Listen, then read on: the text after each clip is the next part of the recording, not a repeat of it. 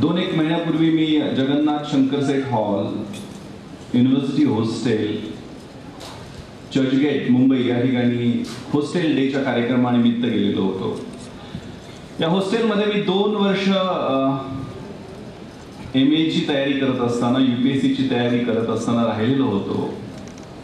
त्या हॉस्टेल डेला प्रमुख पाहुणा म्हणून गेलेलो होतो. त्यावेळेला माझ्या जुन्या आठवणी जाग्या झाल्या.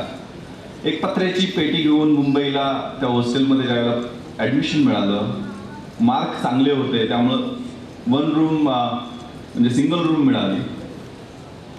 आणि मी पत्र्याची पेटी लावून पहिल्या दिवशी सगळी पुस्तकं लावत होतो. तेवढ्यात काही सिनियर्स हॉस्टेलचे आले, रूममध्ये घुसले आणि म्हणाले की 6व्या मजल्यावर समुद्राकडे तोंड करून असणारी, वाऱ्याची झुळूक येणारी छानशी रूम होती. मी म्हटलं, सिनियर्स कशासाठी घुसलेले आहेत, काय झालं? येताना ते बायनाक्युलर्स घेऊन आलेले होते, दुर्बीण. म्हणजे संध्याकाळच्या वेळेला समोरच्या बिल्डिंग मधल्या काही रूम्स मध्ये बाथ सीन दिसतो आणि इथून आम्ही आता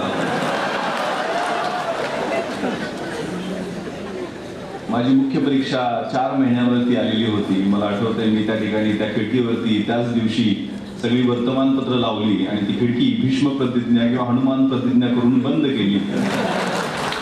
त्या हॉस्टेलच्या आठवणी जाग्या होत असताना मला माझा 21-22 वर्षाचा असतानाचा तो काळ आठवला. मला आठवलं की समोर CCI आहे, त्या हॉस्टेलच्या समोर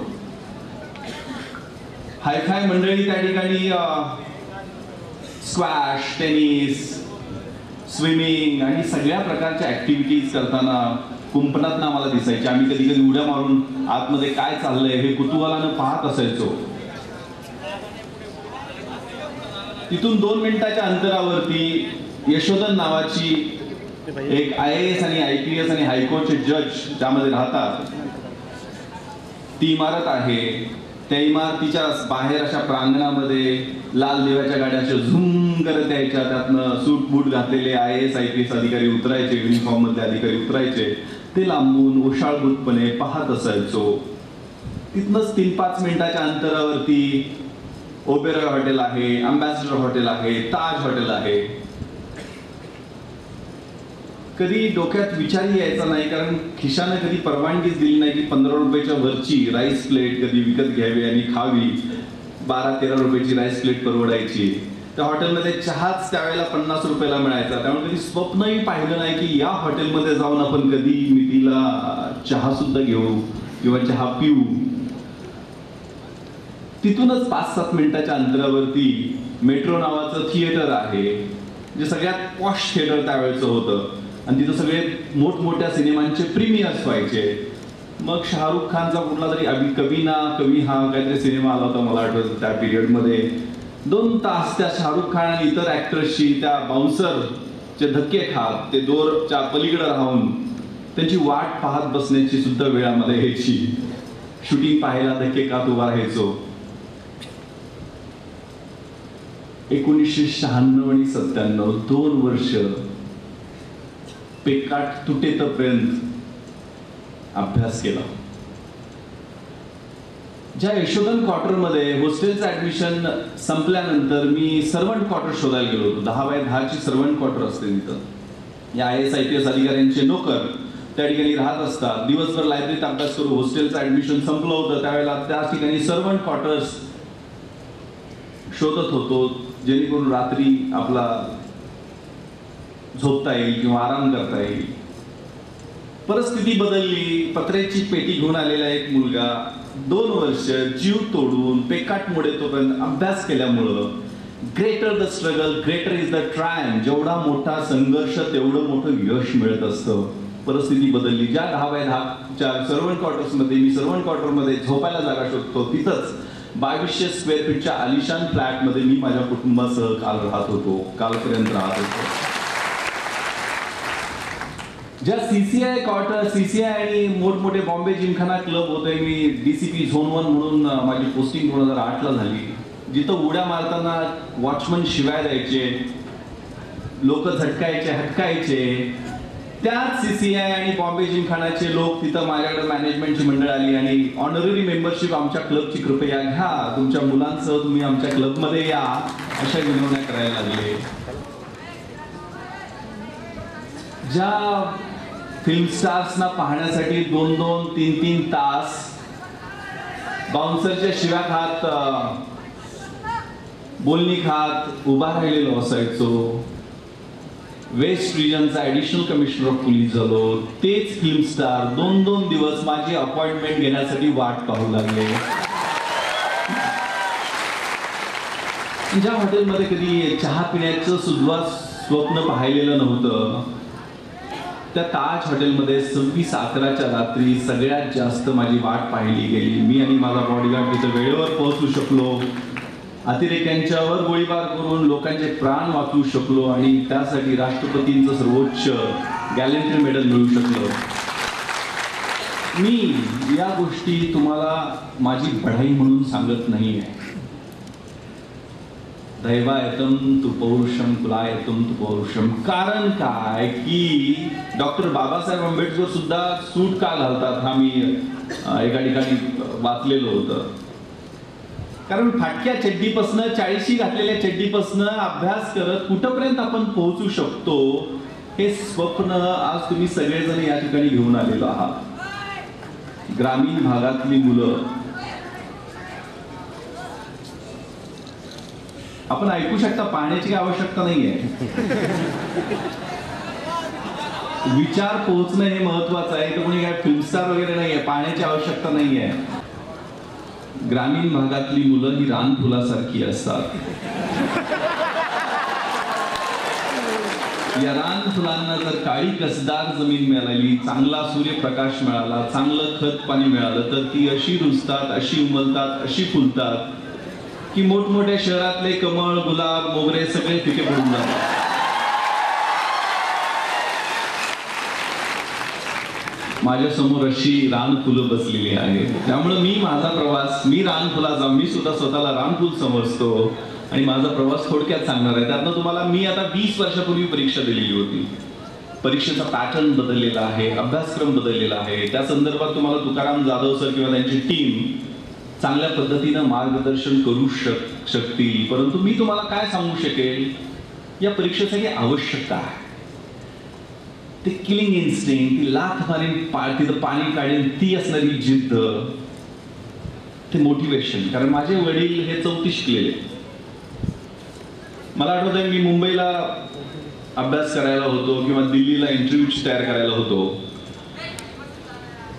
त्यावेळेला माझे वडील कच्च्या मराठीत, म्हणजे त्यांना मराठी सुद्धा व्यवस्थित यायचं नाही, कारण मोडीमध्ये ते शिकलेले होते आणि मोडीमध्ये ते अजूनही सही करतात. आता 76 वर्ष त्यांचं वय आहे, पैलवान गडी. आणि मी ज्यावेळेला मुंबईला अभ्यास करायचो, दिल्लीला अभ्यास करायचो, त्यावेळेला दर महिन्याला एक पोस्टकार्ड मला ते मात्र न चुकता पाठवायचे. पोस्टकार्डमध्ये भावड्या, मला प्रेमाने गावाकडे भावड्या म्हणतात, की भावड्या कसं चाललंय, जेवायला व्यवस्थित आहे का वगैरे वगैरे इतर सगळ्या गोष्टी लिहायचे. गावाकडे कसा पाऊस पाणी आहे, तालमीत काय चाललंय वगैरे वगैरे. परंतु शेवटी एक ओळ ते न चुकता लिहायचे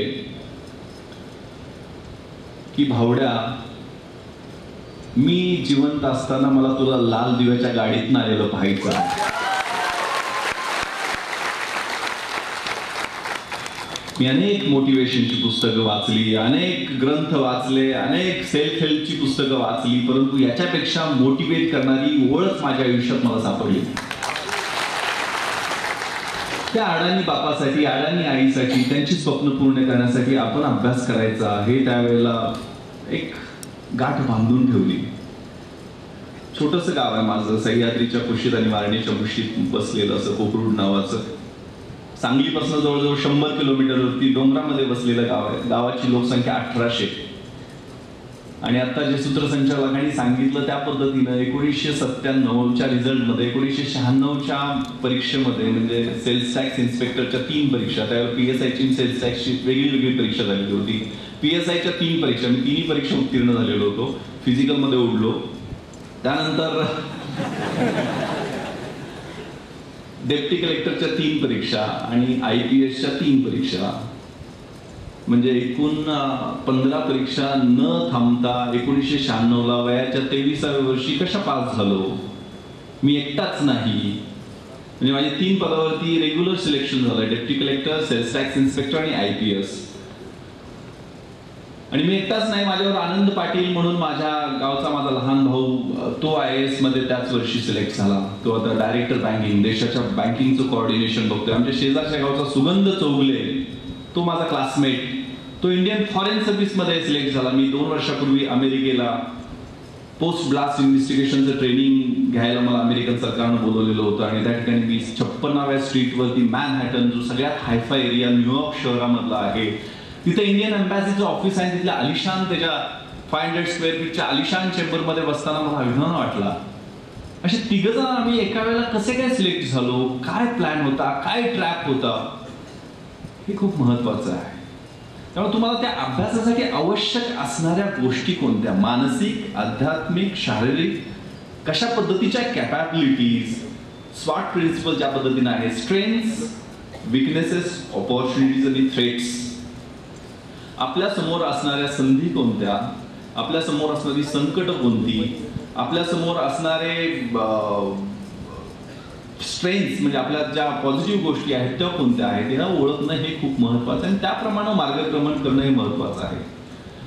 तर मला आठवतं, मी लहानपणी 7वी पर्यंत माझ्या गावातच शाळेला होतो, जिल्हा परिषद शाळा नंबर 1. म्हणजे खेड्यातली लेंगेवाले सगळे धोतरवाले शिक्षक आम्हाला शिकवत होते. 7वीला मला कदम बाई शिकवायला होत्या, वर्ग शिक्षिका. पण गावात आमच्या घोडे आणि नांगरे हे 2 गुंडगिरी करणारे वर्ग होते. आणि त्यात घोडे नांगरे म्हणजे गावातली दादागिरी, पाटीलकी, सगळ्या गोष्टी जाणीवपूर्वक वारसानं आमच्याकडे आलेल्या होत्या. गावचे सरपंच वडील होते माझे, ज्या वेळेला मी 7वीत होतो. आणि मग सरपंचाच्या मुलाला कोण शिकवणार आणि कोण बोलणार, म्हणजे एकदम ॲव्हरेज, अभ्यासात फार गती नाही, कारण दिवसभर उन्हाळक्या, संध्याकाळी आलं शाळेतनं की नदीला पाट्या टाकायच्या, नदीला जायचं किंवा म्हैशी घेऊन माळावर जायचं किंवा तळ्याकडे जायचं आणि पोहायचं, अशा पद्धतीचे उद्योग चाललेले असायचे. आणि 7वीला असताना मी असंच खुर्चीमध्ये बसलो होतो आणि मुलांना छड्या द्यायचं काम माझं सुरू होतं. त्याला कदमबाई आल्या, त्या नवीन वर्ग शिक्षिका होत्या आणि मला त्यांची माझी काय पूर्वीचा परिचय नव्हता. त्यांना मी सरपंचाचा मुलगा आहे हे माहीत नसावं असं मला वाटलं, माहीत असावं असं वाटलं. त्यामुळं मी काय उभा राहिलो नाही. त्या आल्याजवळ मी खुर्चीत बसलेलो होतो, खंडकन माझ्या कानाखाली आवाज काढला, म्हणजे विश्वास, तू पैलवानांचा मुलगा ना, काय स्वतःला समजतोस, असाच गावगुंड होशील, किड्या मुंगीसारखा जगशील, दारू पिशील आणि मरून जाशील, तुझी स्वतःची ओळख काय आहे. ते 7वी मधले शब्द मला झोंबले, कारण गावातले रोज संध्याकाळी लेझिम खेळताना आमच्याच भाऊकीतली मंडळी दिसायची. म्हणजे देशी दारूच्या दुकानाकडे कुठल्याही गावात, एका गावात, म्हणजे आता परिस्थिती इरादेसाहेब अशी आहे की एका गावातल्या एका कोपऱ्यात विद्यालय असतं, दुसऱ्या कोपऱ्यात महाविद्यालय असतं, मधोमध मध्यालय असतं. कुठं जायचं हे पोरांना कळत नाही, मास्तर कुठं चाललाय किंवा वडील कुठं चालले त्यांच्याच मागणं जायची, अशी परिस्थिती आजकाल दिसून येते. कारण त्यांनी आज कानाखाली आवाज करला, मी रडत रडत घरी गेलो, वडिलांना माझा खूप अपमान झालाय असं सांगितलं. वडील म्हणे, अरे तुझा अपमान झालाय तर तू अभ्यास करून दाखव ना त्यांना, पहिला नंबर. मला म्हटलं इथल्या शाळेत शिकायचं नाही, मी तालुक्याच्या शाळेत आहे. मग 32 शिराळ्याला तालुक्याच्या ठिकाणी न्यू इंग्लिश स्कूलमध्ये मी ऍडमिशन घेतलं. वडील त्यावेळेला मग इलेक्शन जिंकून जिल्हा परिषदेचे सदस्य झाले आणि पंचायत समितीचे सभापती झाले, त्यांचंही प्रमोशन झालं. आणि मग रोज यायचं जायचं त्यांच्यावर, कधी यायचो कधी ST न जायचं, त्यात खूप वेळ जायचा. 10वीला होतो, ॲव्हरेज मार्क्स होते. आणि 10वीला गायकवाड सरांनी मला त्यांच्या घरी राहायची सल्ला दिला की बाबा विश्वास, तू येण्या जाण्यात तुझे 2-3 तास जात आहेत, तू माझ्या घरी का राहत नाहीस, मी तुला पेईंग गेस्ट म्हणून ठेवतो, तू मला काय 200-300 रुपये जे मेसचे आहेत ते दिलेस आणि राहण्याचे दिलेस तरी चालेल. मी तयारी दर्शवली. 10वीचं वर्ष महत्वाचं होतं. पहिल्या दिवशी त्यांच्यात बॅग ठेवली आणि झोपलो होतो. पहाटे 3 वाजता त्यांनी माझा दरवाजा ठोठावला. हे खूप गोष्टी महत्वाच्या आहेत, मी मुद्दाम म्हणून तुम्हाला सांगतो, कारण हा प्रवास महत्वाचा आहे. 12वी FY SY मधली मुलं असतील, हा पंचवार्षिक प्लॅन होता, तो काय 1 वर्षात मिळालेलं यश नव्हतं. म्हणजे साधारण 12वी पासून सुरुवात केलेली होती. 3 वाजता दरवाजा उघडला. मी म्हटलं सर काय कुठं साप शिरला काय, कारण 32 शिराळा म्हणजे कोपऱ्यात आम्हाला नाग आणि सापांची सवय झालेली आहे. आजकाल सुद्धा ते ट्रेनिंग घेतल्यामुळे चांगले विषारी साप चांगल्या पद्धतीने पकडता येतात. समाजातले विषारी साप. मी म्हटलं सर काय साप निघाला? म्हणे काय नाही, आजपासनं तिथं संत रामदासांनी स्थापन केलेलं मारुतीचं मंदिर आहे, ते पहाटे उठायचे आणि तिथं जाऊन व्यायाम करायचे. गायकवाड सर, तू आजपासून 3ला उठून अभ्यासाला सुरुवात करायची. म्हटलं 3ला काय सर, मी 5 वाजता 6 वाजता उठेल. नाही म्हणजे 3ला उठायचं, हा ब्रह्ममुहूर्त आहे. आणि त्यांनी मला थंड पाण्याच्या नळाखाली, नदी तिथनं जाते एकदम कुडकुडत, मी असं आंघोळ केली, खुर्चीवर बसलो. पण 7-8 दिवस मी पेंगतच होतो. पण 7-8 दिवसांनी मला अभ्यासाची सवय लागली.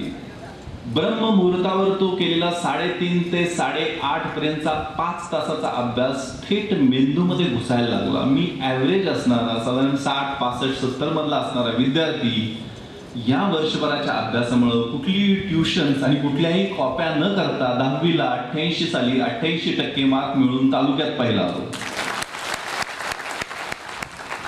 पहिल्यांदा मला माझ्यातलं पोटेन्शियल कदाचित कळालं असावं. 10वीचा रिझल्ट लागला. सगळ्या जणांना त्यावेळेला राजीव गांधींचा तो एरा होता 88-89. सगळ्यांना इलेक्ट्रॉनिक्स इंजिनियर व्हायचं. मग मला पण इलेक्ट्रॉनिक्स इंजिनियर व्हायचं.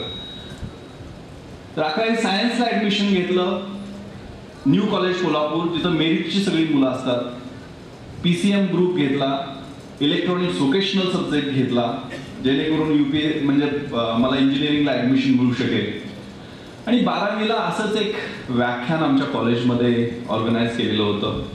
भूषण गगराणी, जे IAS मध्ये भारतात 3रे आले. मराठी माध्यम आणि मराठी साहित्य हा विषय घेऊन हा एक कोल्हापूरचा मारवाडी तरुण देशामध्ये 3रा येतो, ही एक क्रांतीच होती. आपल्यालाही असं काहीतरी करता येईल का? मी, सुगंध, आनंद शेजारी शेजारी बसलेलो होतो. चुळबुळ सुरू झाली. 12वीचा रिझल्ट लागला. मला 91% ग्रुपला मार्क मिळाले. आनंदला 89% ग्रुपला, त्याचा PCB ग्रुप होता, त्याला 89% मार्क मिळाले. सुगंधला मात्र 96% ग्रुपला मार्क मिळाले. मला इलेक्ट्रॉनिक्स किंवा मेकॅनिकलला ऍडमिशन मिळत नव्हतं. मला सिव्हिल, इलेक्ट्रिकल याला ऍडमिशन वॉलचंद इंजिनिअरिंग कॉलेजला, गव्हर्नमेंट कॉलेजला मिळत होतं. आनंदला 89%ला BDS ला ऍडमिशन गव्हर्नमेंट कॉलेजला मिळत होतं, MBBS ला मिळत नव्हतं. सुगंधला मात्र 96%ला मेकॅनिकल इंजिनिअरिंगला ऍडमिशन मिळालं, तो वॉलचंद इंजिनिअरिंग कॉलेजला गेला. आम्ही दोघांनी म्हटलं की ह्या आपल्याला जायचंच नाही, आपल्याला इलेक्ट्रॉनिक्स इंजिनिअरिंग किंवा MBBS मिळत नाहीये, आपण हे भूषण गगराणीसारखं काहीतरी करूयात का? ही चुळबुळ अतिशय त्यावेळेला धोकादायक होती. हे समोर काहीच भविष्यकाळ नाहीये. आर्ट्सला जाण्याचा आम्ही निर्णय घेतला, जो तद्दन त्यावेळेला मूर्खपणाचा आहे असं सगळ्यांनी मत दिलं, इन्क्लुडिंग आमचे प्राध्यापक, आमचे नातेवाईक. सगळ्यांनी आम्हाला वाईट टाकण्याचं. इंजिनिअरिंगचं आणि मेडिकलचे ऍडमिशन सोडून ही पोरं 2 आर्ट्सला गेले, BA ला गेले. पण समोर डू ऑर डाय अशी परिस्थिती निर्माण त्यावेळेला आम्ही स्वतःहून करून घेतलेली होती. झालो तर IAS, IPS, नाही तर गावाकडं बँकेत शिपाई किंवा कारखान्यात कुठेतरी कारखान्यात नोकरीला जाणं हे, किंवा शेती करणं, याच्याशिवाय दुसरा पर्याय नव्हता. पण तो एक प्लॅन केलेला होता, तो एक ट्रॅप होता. If you fail to plan, you plan to fail. आपण जर प्लॅन मध्ये अयशस्वी झालो प्लॅन करण्यामध्ये, तर आपल्या आयुष्यात आपण फेल होणार, हा प्लॅन निश्चित झालेला असतो. मग काय करायचं? सिव्हिल सर्व्हिसेसचा पॅटर्न पूर्ण बदललेला आहे. त्यामुळे मी म्हणतोय, म्हणून कुणी जर इथं आर्ट्सला जाण्याचा मूर्खपणाचा निर्णय घेतला तर योग्य नाही. हे पहिल्यांदा खुणगाट बांधून ठेवा. आता CSAT, civil services aptitude test आलेले आहेत. जनरल स्टडीज मध्ये science and technology, statistics, economics या सगळ्या वेगळ्या विषयावरती भर आहे. पॅटर्न पूर्ण बदललेला आहे. त्याबद्दल तुम्हाला इतर तज्ञ मंडळी सांगतीलच. पण त्यावेळेची परिस्थिती अशी होती की इतिहास आणि मराठी लिटरेचर हे विषय त्यावेळेला मराठीतनं लिहिले तर गती देत होते. दरवेळेला रिझल्ट येत होते. अश्विनी कुलकर्णी परत IAS मध्ये टॉपला आल्या, विकास खारगे सर टॉपला आले. असे चांगले रिझल्ट यायला सुरुवात झालेली होती. मग कॉलेजच्या दिवसामध्ये काय करायचं? मग ती 3 वर्ष आपल्याला इतिहास आणि मराठी लिटरेचर हे 2 विषय घ्यायचे आहेत. पण इंग्लिश सुद्धा चांगलं असणं खूप महत्वाचं आहे. म्हणून इंग्लिश लिटरेचर आणि हिस्ट्री अशा 2 विषयामध्ये 2 विषय त्यावेळेला मेजर शिवाजी युनिव्हर्सिटीमध्ये घ्यायला लागायचे. या 2 विषयामध्ये ग्रॅज्युएशन केलं. ग्रॅज्युएशनला युनिव्हर्सिटीत पहिला आलो. म्हणजे खूप चांगले मार्क्स मिळाले. त्यावेळेला पहिला म्हणजे 76% डिस्टिंक्शन हिस्ट्रीला मिळणे खूप कठीण गोष्ट होती. पण वासरात लंगडी काय शहाणी तशी परिस्थिती कोल्हापूरमध्ये होती. मुंबईत गेल्यानंतर खरी परिस्थिती आपली कळाली. मुंबईत पहिल्यांदा VK अग्निहोत्रीचं इंडियन हिस्ट्री फॉर प्रिलिम्स हे पुस्तक विकत आणलं. मोठाचा मोठा गठ्ठा, आता जेवढा तुकाराम जाधव सरांनी पुस्तक भारताचं बनवलेलं आहे तेवढा गठ्ठा, तेवढा मोठं पुस्तक आणलं. पहिलं पान घेतलं, पहिल्या पानावर 20 इंग्रजीचे शब्द अडकले. मोजून 20 शब्द, म्हणजे 100 शब्दातले 20 शब्द मला अडकले. काय कळालं नाही ते त्या शब्दाचा अर्थ काय. पण पेशन्स सोडला नाही.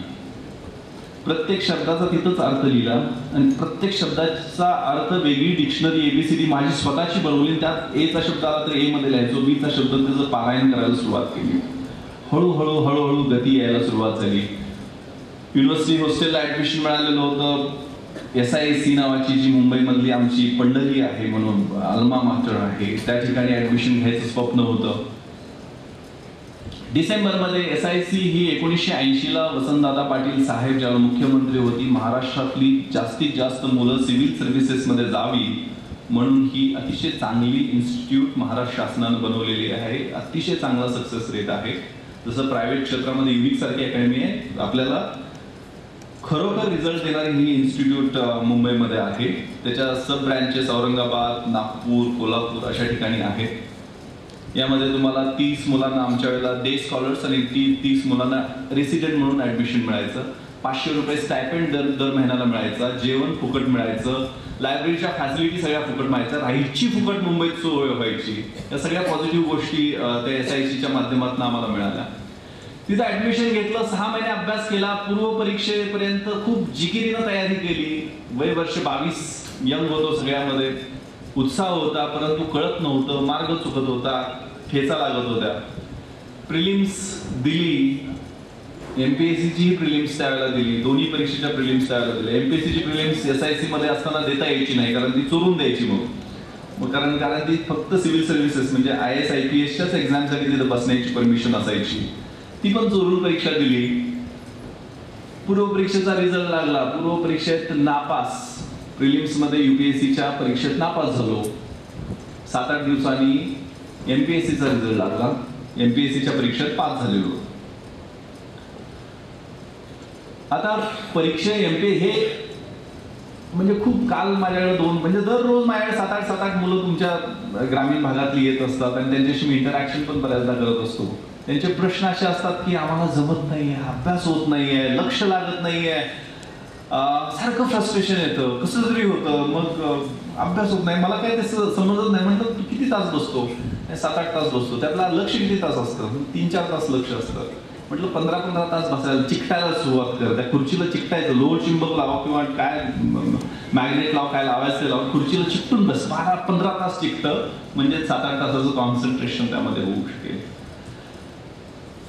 त्यावेळेची दोलायमान परिस्थिती असते, कारण मग त्यावेळेला MPSC UPSC या परीक्षा सापशिडीच्या खेळासारख्या असतात. पार अगदी टॉप पर्यंत तुम्ही जातात, कारण साधारण 5-6 लाख मुलं या परीक्षेचा फॉर्म भरतात UPSCच्या. त्यातले सिन्सिअर 900 गवशे वगळले तर सिन्सिअर 1,00,000 मुलं सिन्सिअर असतात. त्या 1,00,000 मधनं साधारण प्रिलिम्स मधनं 12,000 ते 13,000 मुलं सिलेक्ट केली जातात. प्रिलिम्स मधनं जी 12-13,000 आहे ती मुख्य परीक्षेला बोलवली जातात आणि मुख्य परीक्षेतलं त्यातनं साधारण जर 600 पदं असतील तर त्याच्या 2.5 पट, साधारण 2,000 मुलं मुख्य परीक्षेतनं इंटरव्ह्यूला बोलवली जातात आणि त्या 2,000 मुलांची 2.5 पट मुलांच्या मुलाखती घेऊन मग त्यातले फायनल 600 सिलेक्ट केले जातात. त्या 600-700 मधले पहिले टॉपर्स 50-60 असतात, ते IAS मध्ये जातात. नंतरचे 15-20 असतात ते IFS मध्ये जातात, इंडियन फॉरेन सर्व्हिस मध्ये.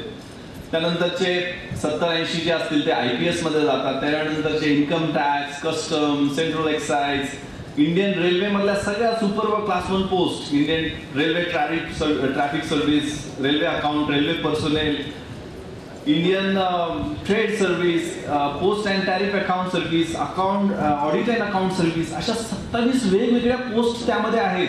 IAS IPS आणि IFS एवढा पण ऐकलेला असतो, पण 27 वेगवेगळ्या क्लास 1 सुपरमॅन क्लास 1 पदांसाठी ही एकत्रित सिव्हिल सर्व्हिसेस एक्झामिनेशन असते.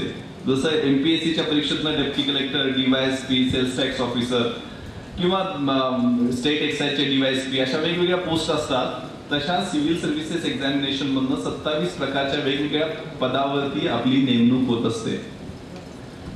एमपीएससी ची मुख्य परीक्षा समोर होती. खचून माझ्याकडे 150 दिवस पण नाही, 90 दिवस, 3 महिन्याच्या अंतरावर 90 दिवस होते. 90 दिवसात मला मराठी लिटरेचर घेऊ नये म्हणून सांगितलं. मग कोणता विषय घ्यायचा? सोशॉलॉजी विषय घेतला. सोशॉलॉजी विषय 8 दिवसात तयार करणं हे खूप मोठं चॅलेंज होतं. मला आठवतंय माझ्याबरोबर संजय देशमुख नावाचा माझा मित्र, जो एमफिल झाला होता सोशॉलॉजी मधनं, आणि त्याला 300 साधारण डेफिनेशन्स सोशॉलॉजी मधल्या पाठ होत्या. मी तुम्हाला काही ट्रिक्स सांगणार आहे, अभ्यासाच्या ट्रिक्स आणि टेक्निक्स जे माझे स्वतःचे मी डेव्हलप केलेले होते. आणि कृपया ते टेक्निक तुम्ही वापरू नका, तुम्ही फेल व्हाल. प्रत्येकाचे स्वतःचे टेक्निक स्वतः अभ्यासात तयार करायचे असतात, विकसित करायचे असतात. तोच फॉर्म्युला तुम्हाला लागू होणार नाही. तुमच्या वैयक्तिक व्यक्तिमत्वाच्या अनुषंगाने तुमच्या विषयांची निवड असेल, तुमच्या अभ्यास करण्याची पद्धती असेल, कुणाला 3 वाजता उठायला जमेल किंवा कोण 3 वाजेपर्यंत अभ्यास करेल, जागून अभ्यास करू शकतो. स्वतःचा व्यक्तिमत्वाचा अभ्यास करा की मला कोणती सुटेबिलिटी, माझ्यासाठी माझ्या व्यक्तिमत्वासाठी कोणती सुटेबल अभ्यास पद्धती आहे, किंवा मला कोणते विषय आवडतात, माझी कशात गती आहे. मी गेले 20 वर्ष, माझे वय आता 42 रनिंग आहे. माझं वजन मात्र 72 किलोच आहे. कारण मी दर रविवारी 21 किलोमीटर धावतो. मी दर ऑल्टरनेट डेला 5 किलोमीटर धावतो. यावेळेला माझं 42 किलोमीटर धावण्याचं टार्गेट आहे. गेल्या वर्षी मी 1 तास 50 मिनिटात, म्हणजे साधारण 12-13च्या स्पीडनं मी मॅरेथॉन धावलेलो आहे. ही शिस्त अभ्यासातली शिस्त आहे जी आजपर्यंत मला साथ देत आहे. जी 10वीतली 3 वाजता उठायची शिस्त होती तीच मला मात्र PSIच्या फिजिकलला मी उडलो होतो. कारण काय, मला आठवत आहे ते 400-800 मीटरचा राऊंड असतो, पण UPSCची मुख्य परीक्षा समोर होती, तिची प्रॅक्टिस अजिबात केली नव्हती, अभ्यास समोर होता. मी फिजिकलला गेलो त्यावेळेला आमच्या गावचे एक फौजदार आनंद कांबळे, ते पण तिथं आलेले होते मला मोटिवेट करायला, प्रोत्साहित द्यायला. पण मी एक राऊंड कसा तरी धावलो जोरात, पण दुसऱ्या राऊंडला माझ्या पोटात कोपऱ्यात मध्ये दुखायला लागलं. मग मी चालायला लागलो तर ते मला शिव्या द्यायला लागले, रे भावड्या विश्वास, तू असा काय मूर्खासारखा धाव, ही आयुष्यातली संधी, सोन्याची संधी आहे, नोकरी. अरे म्हणजे ते मला लिटरली शिव्या घालत होते. आणि ज्यावेळेला मी चालत चालत बाहेर आलो त्याला अजून मला त्यांनी शिव्या दिल्या. मी म्हटलं, कांबळे साहेब, मी आता UPSCची मुख्य परीक्षा देतोय आणि पुढच्या वर्षी IPS झाल्यावर तुम्हीच मला सल्यूट करणार आहात. आणि सिलेक्शन झाल्यानंतर त्यांनी मला सल्यूट केलेला होता. सांगण्याचा उद्देश आहे की ही दोलायमान परिस्थिती, हे द्वंद्व, हा स्ट्रगल हा नेहमी सुरू असतो आपल्या मनामध्ये. आहेत अभ्यासाचे टेक्निक आहेत, हे तुमचा शत्रू आहे. त्याचे सगळे टेक्निक्स, त्याचे सगळे पॉझिटिव्ह निगेटिव्ह पैलू हे तुम्हाला अगोदर माहीत असले पाहिजे. तुमच्या स्वतःच्या व्यक्तिमत्वामध्ये त्याला सामोरे जाताना असणारे जे व्यक्तिमत्वातले पैलू आहेत ते तुम्हाला स्वतःला माहीत असले पाहिजे.